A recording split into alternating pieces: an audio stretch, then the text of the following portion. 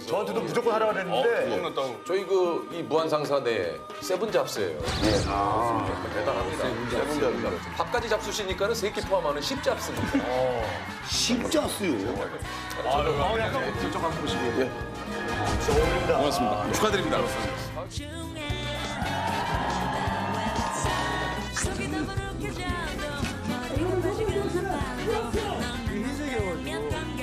우리 올라갈 거야. 일단 우리 셋이야.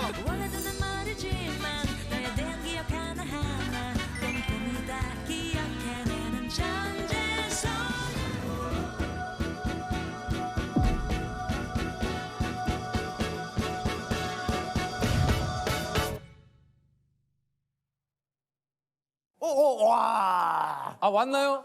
야, 이렇게 또. 야, 얼마만이야. 또. 안녕하세요. 아, 일로 오세요, 일로 오세요. 얼마만이야. 와, 진짜 오랜만에. 자, 제가 소개를 드리겠습니다. 눈높이 해설과 찰진 입담으로 해설의 한 획을 그은 2020년 베이징 동계올림픽 스노보드 해설위원 박재민 의원입니다. 안녕하세요. 선수를 끄집어냈어요. 네. 언니 나와. 나와.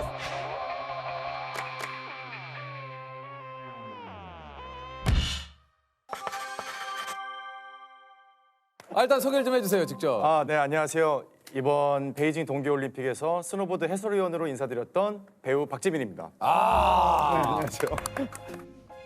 그러니까 이제 이번 올림픽에서 박재민 의원의 해설을 뭐 진짜 못 들어본 사람은 있어도 네. 한 번만 들어본 사람은 없다 할 없다. 정도로 해설을 진짜 제 잘하셨어요. 마지막에 점프를 하는데 바퀴수는 대체 어떻게 세는 거죠? 제가 지금부터 알려드리겠습니다. 네. 넘어지더라도 미끄러지는 에너지로 변환이 되기 때문에 생각보다 아프진 않습니다. 굉장히 물리적인 설명, 좀 어려운 설명 나왔네요. 물리 잘 못했습니다. 원래 지금 직업이 소개하신 대로 이제 배우신데 네네. 사실 이번이 아니고 이제 평창올림픽 때부터인가요? 네. 해설위원을 좀 하셨잖아요. 네네. 이제 2018년에 이제 평창 동계올림픽으로 해설위원을 이제 시작을 했었고요. 네. 원래 해설위원을 하려고 하거나 그런 게 아니었는데, 그래요? 네, 제가 이제 스노보드 선수를 굉장히 오래 했거든요. 아, 그래요? 네, 스노보드 선수 생활을 거의 한 20년 정도 하면서 국제 심판 자격증을 가지고 이제 심판 활동을 했었기 때문에 그때 저를 눈여겨 보던 방송국의 이제 스포츠국의 이제 선배님이 한 번쯤 해보면 어떻겠느냐라고 네. 얘기를 해가지고 우연한 기회에 이제 들어가서 처음 인사를 드렸었고요. 네. 그리고 나서 이제 올해 있었던 베이징 동계올림픽까지 이렇게 이어지게 됐습니다. 아니 사실 이번 올림픽에서도 이제 친절한 해설이 화제였는데 몇 가지만 좀 얘기를 해보면은 네. 이게 사실 회전을 막 해설위원 분들이나 이제 그 얘기를 하시는데 잘 모르겠어요. 근데 이런 걸 계산할 때 이제 등배 아니면 오른발 왼발을 보면 된다. 바퀴수 세는 게 좀 헷갈리시는 분들은 제가 항상 등배를 얘기하는데 등배, 네, 배가 보여서 다시 배가 보이면은 배. 한 바퀴가 되겠죠. 자, 바퀴수 세어볼까요? 배로 시작했죠. 다시 배가 보이고 배가 보이면 몇 바퀴? 두 바퀴. 정답! 보통 스노보드 커뮤니티에서는 이제 그 용어들이 있어요. 한 바퀴를 돌면 저희가 360도라고 하잖아요. 그렇죠. 그럼 이제 360도라고 얘기를 안 합니다. 어. 요즘 멋있게 뭐라고요? 360. 360. 360도에서 두 바퀴 돌면은 720. 그럼 줄여서 7, 10, 12, 14 이렇게 가거든요. 근데 사실 지금 들으시면서도 사실 모르죠. 14 사실 헷갈려요. 어려워요. 네, 어렵죠. 그래서 많아요. 제가 이제 줄여서 항상 이제 한 바퀴, 두 바퀴, 세 바퀴라고 이제 얘기를 하고 그다음에 바퀴수를 셀 때 배가 보였다가 다시 배가 보이면 한 바퀴죠. 그렇죠. 360. 그렇죠. 근데 배가 보였다가 등이 보이면은 180도. 이게 반 바퀴죠. 그러면은 이제 배가 보였다가 배가 보면은 일단은 하나, 둘, 셋 중에 하나겠죠. 아, 그렇죠. 그러니까 셀 때 등배로 계산을 하시라. 그럼 좀 쉽네요. 그러니까 훨씬 네네. 쉽네요. 네. 그 기술의 정확한 명칭을 전달하는 것도 중요하지만 더 중요한 건 사실 스노보드에 대해서 전혀 관심이 없는 많은 시청자분들이 저 바퀴에서 나도 세볼만 한데? 나도 한번 세보고 싶어. 재밌겠네. 그런 걸 알면 더 재미가 좀 있죠. 네. 아니 그러니까 참가 선수들 TMI 정보들도 줄줄 얘기를.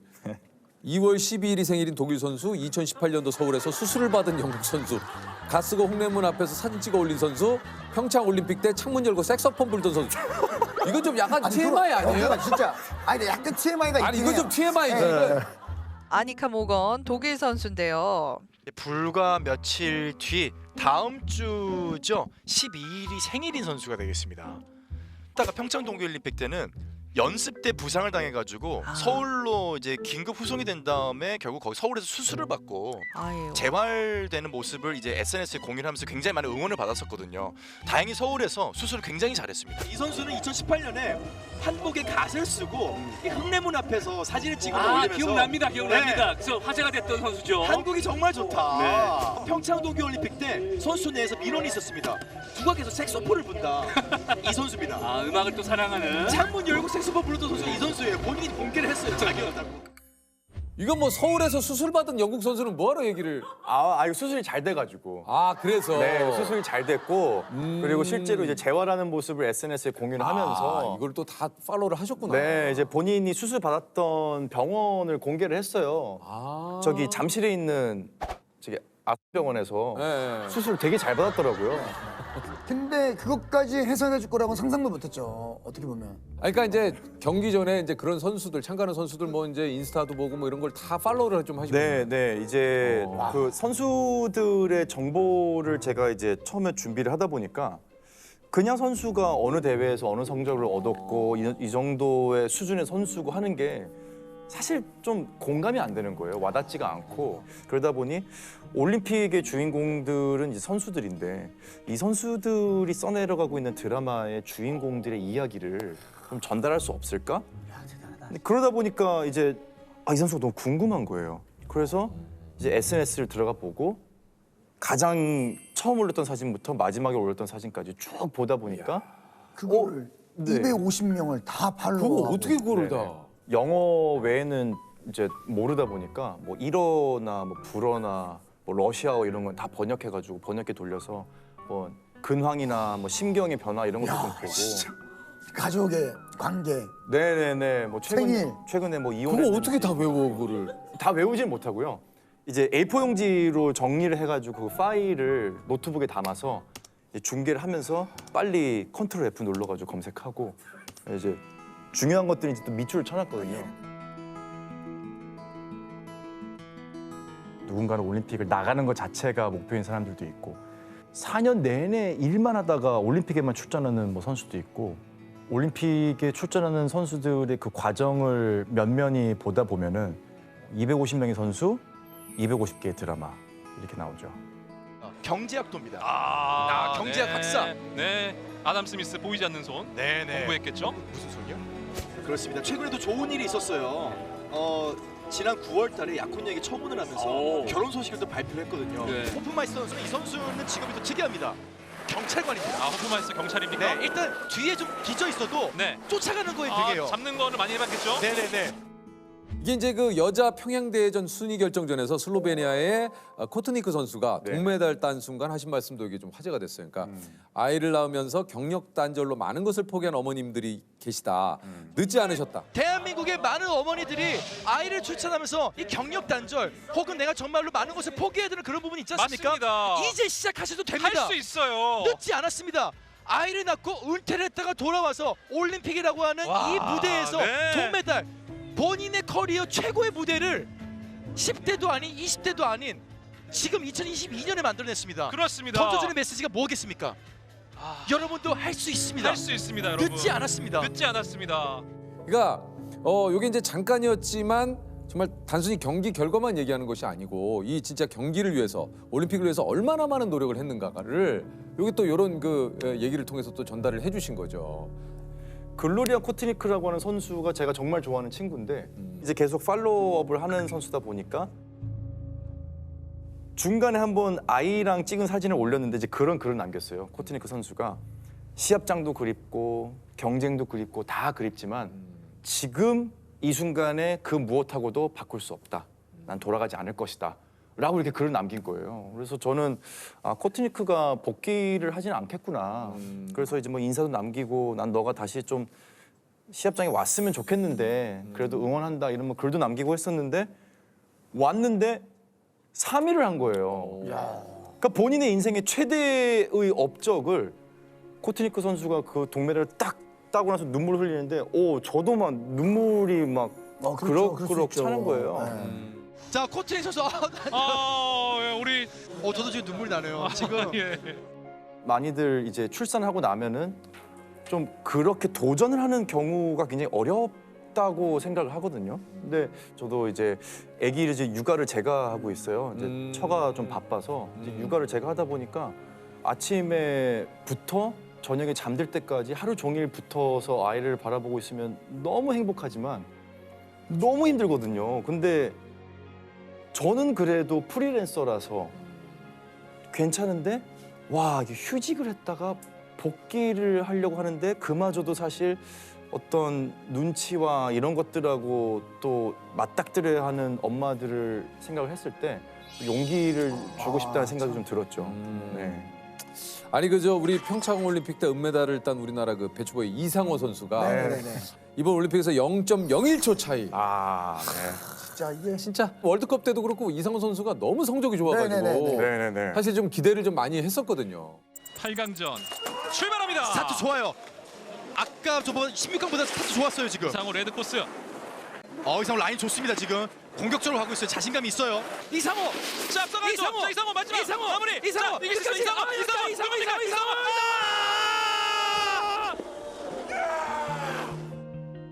사실은 이상호 선수도 그래서 전 인터뷰에서 제가 되게 감동을 좀 받았어요.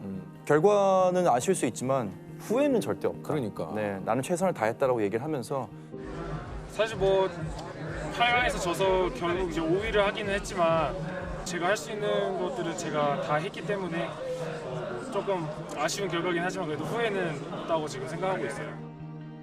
아, 정말로 이제 진짜 올림픽 정신이 가득 찬 시대를 우리가 살고 있구나. 진짜 이제야 진짜 올림픽인 것 같아요. 네네네. 예전에는 진짜 메달 딴 것만 해도 어마어마한 거고 세계 5위, 4위 안에 들은 것도 대단한 거잖아요. 근데 이번과 같은 일이었으면 예전에 이제 이상호 선수 같은 그 선수분들이 반성해야죠. 죄송합니다. 예, 많은 국민들의 기대에 부응을 하지 못한 점. 그러니까 네. 정말 우리도 이제는 올림픽을 이제 드디어 좀 즐길 수 있는 그러면 그런 때가 된 것 같아서 참 그럼요. 너무 기뻐요. 그러니까 올림픽 메달이 당연한 게 아니에요. 진짜 그럼요. 어려운 겁니다. 네. 아무래도 제가 생각했을 때 올림픽의 중요한 부분 중에 하나는 선수들이 인간의 한계를 극복하는 부분이지 국가 간의 경쟁은 아니라고 생각하고. 이런 거 굉장히 중요하네. 네. 이게 올림픽 정신이라는 거. 네, 그러다 보니까 우리나라 선수니까 반드시 이겨야 돼요라고 하면은 오히려 이 경기에 집중을 하지 못하고 상대방 선수가 실수했으면 좋겠고 뭐 잘못됐으면 좋겠고 이제 좀 스포츠 정신하고는 좀 동떨어지는 쪽으로 응원을 하게 되는 것 같아요.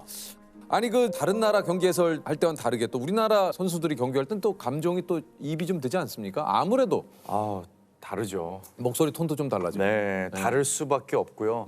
아무래도 스노보드 종목에 있는 선수들 같은 경우는 같은 팀을 했던 선수들도 있고 이제 뭐 후배들이다 보니까 조금 더 얘기를 좀 해주고 싶은데 좀 굉장히 조심하는 편이에요. 근데 아무리 그러셔도 이게 목소리가 좀 달라지더라고. 그렇죠, 그렇죠. 자 이제 뭐 다음 선수 누구네요. 이 선수는 말이죠 뭐뭐 하고 굉장히 잘하는 선수. 근데 우리 선수가 나오면 자 이제 드디어 우리 대한민국의 네. 정확해요. 이상호 선수가 항상 출전을 합니다. 항상 자 이제 드디어를 시작해요.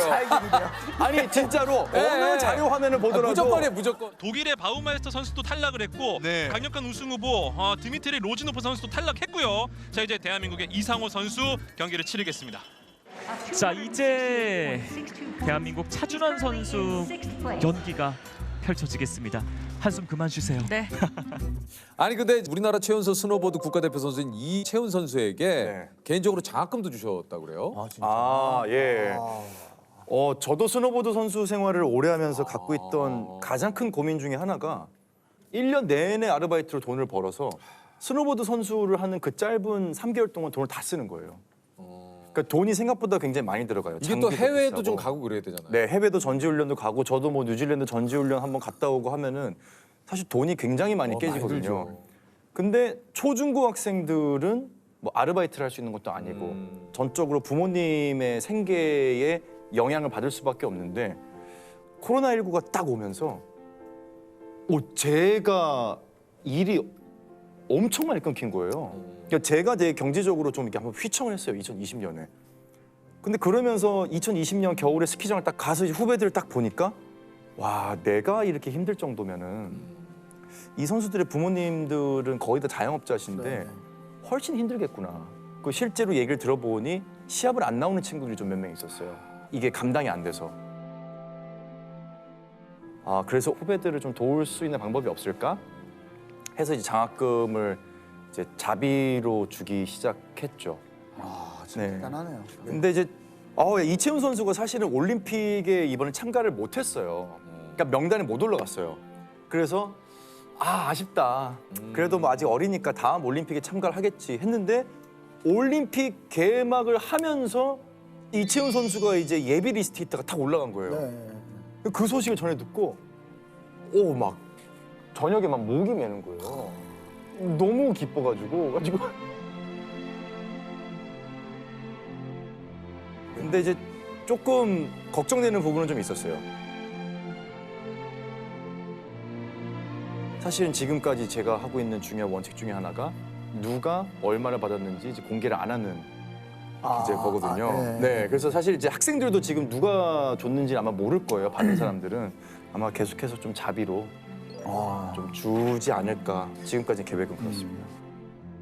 그 얘기 들으니까 이제 평창 올림픽 때는 이제 우리나라에서 개최를 하기 때문에 좀 그 예전보다는 많이 좀 지원이 됐는데 네. 이번에는 조금 그런 지원들이 평창 올림픽 이후에 오히려 많이 줄었어요. 네, 그러니까요. 네, 많이 줄고 경기장도 많이 없어지고 네. 선수들이 시합에 나오려고 해외에서 전지훈련 가서 연습하고 국내 시합을 나오는 상황까지 조금 더 열악해져서 맞아요. 네. 그래서 좀 뭐 개인적으로는 좀 그런 좀 후원이나 지원들이 좀 많은 곳에서 좀 이루어졌으면 좋겠다라는 네. 생각이 좀 듭니다. 맞습니다. 예. 김상겸, 뭐 이상호, 정혜림, 이나윤, 이채훈 선수. 요번 그 스노보드 종목의 국가대표 선수들이거든요. 네네. 이분들에게 저희가 좀 박수를 한번. 네. 진짜 너무 고생하셨습니다. 진짜 불모지에서 하고 있어요. 불모지죠. 네, 진짜 불모지예요. 예. 아니 근데 사실 저는 박지민 씨에 대해서 참 이게 알면 알수록 참 대단한 분이에요. 대단해요. 브레이킹 댄스 대회도 그 MC 보신. 예. 네. 아니 나 그래서 접니다. 약간 무슨 약간 홍반장 느낌으로 저분이 저기 왜 아니 브레이킹 대회 MC를 보더라고요. 네. 예. 그렇게 시작을 했어요. 이제 비보이 생활을 하다가 비보이를 또 했어요? 네, 2000년도부터 아르바이트로 비보이 대회 이제 사회를 보고 예. 행사 MC로 시작을 했던 게 제 커리어의 시작이죠.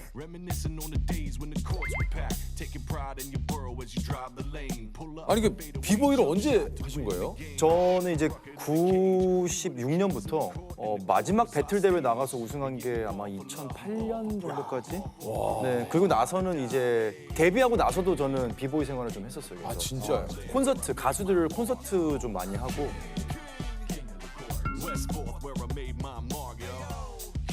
아마 열정으로 따지면은 이기기 쉽지 않을 거예요.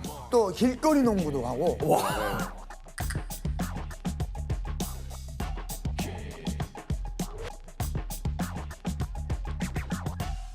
내가 또 그거 보고 놀랬잖아. 알라스카에 사실 우리 예능인으로서 가본 사람이 많지가 않아요. TV를 보는데 대단해. 안녕하십니까 박지민입니다. 알라스카에 가 네, 영하 70도 되는 마을 가가지고 거기서 또 물 이거 뿌리고 있더라고. 영하 53.3도 말도 안 돼. 뜨거운 물이 순식간에 얼음이 되고 들어가.